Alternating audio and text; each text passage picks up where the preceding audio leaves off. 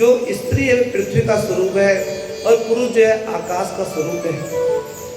जब स्त्री अपने बालक को जब गोद में लेती है ना, तो कहाँ कमर पे बिठाती है और कहती है जहाँ तक मैं देख रही हूँ तो वहाँ तक देख। और पिता क्या करता है, पिता अपने पुत्र को कंधे पर बिठाता है कि जहाँ तक मेरी भी नज़र नहीं जा रही है तो उससे भी ऊपर देख। इसलिए पिता माता का अपना अपना स्थान है।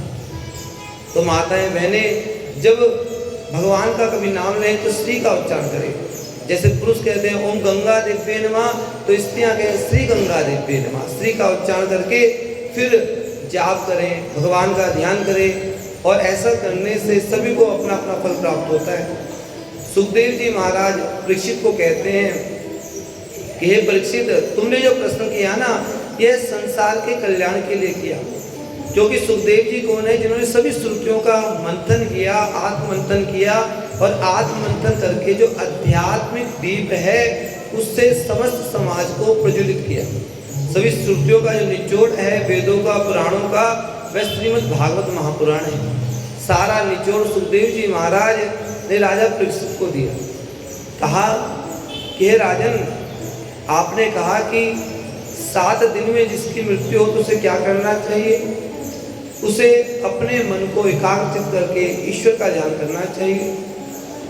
तुलसी बाबा कहते हैं कि अस प्रभु दीन बंधु हरि, कारण रहित दयाल, तुलसीदास सटते ही भज, छाड़ी कपट जंजाल।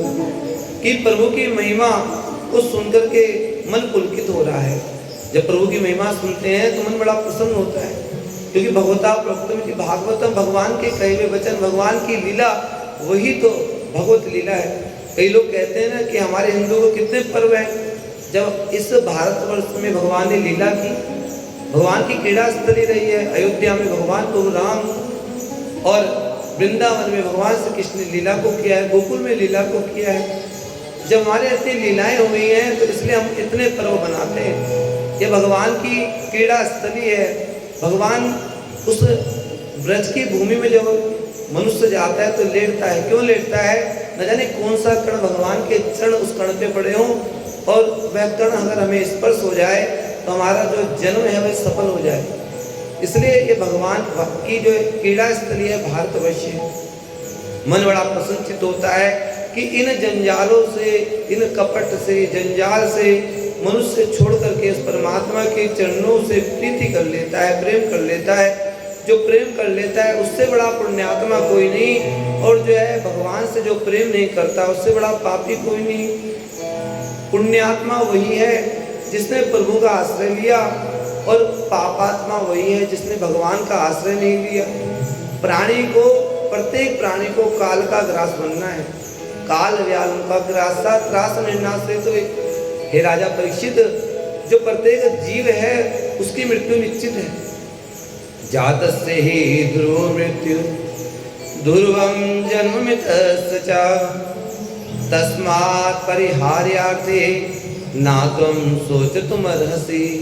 जिसका जन्म हुआ है उसकी मृत्यु निश्चित है, और जिसकी मृत्यु भी है उसका जन्म भी निश्चित है। यह तो चक्र चलता रहता है। लेकिन जिसने भगवान के नाम का आश्रय ले लिया उसे जीते जी मुक्ति मिल जाती है। मुक्ति वही है कि जो जीते जी मिल जाए। जब जीवन का भान हो जाए तो तभी मनुष्य की मुक्ति है। और यदि यह मानव शरीर मिला लेकिन परमात्मा का चिंतन नहीं किया तो क्या होता है?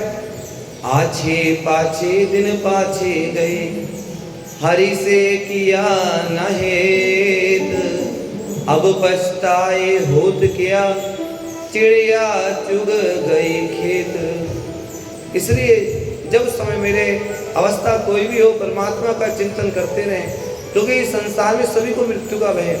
मृत्यु का भय प्रत्येक प्राणी को सता रहा है। और मृत्यु तो जब बालक का जन्म होता है ना, तभी मृत्यु से घेर लेती है। और हम जब किसी को बधाई देने जाते हैं तो क्या कहते हैं?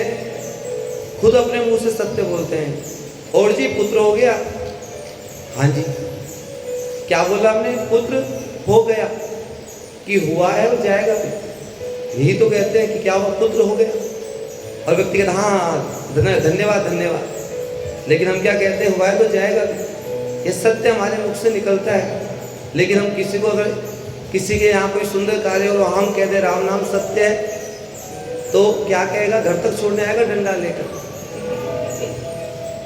और वास्तव में भगवान का नाम सत्य है, हरि का नाम सत्य है, लेकिन उस सत्य को व्यक्ति जानता नहीं। हे राजा परीक्षित, कैसी भी परिस्थिति हो, प्रभु का नाम, ईश्वर का नाम मुख से उच्चारित होता रहे। श्वास श्वास पर कृष्ण भजे, वृथा श्वास जन खोए, ना जाने या श्वास की आवन होए न होए।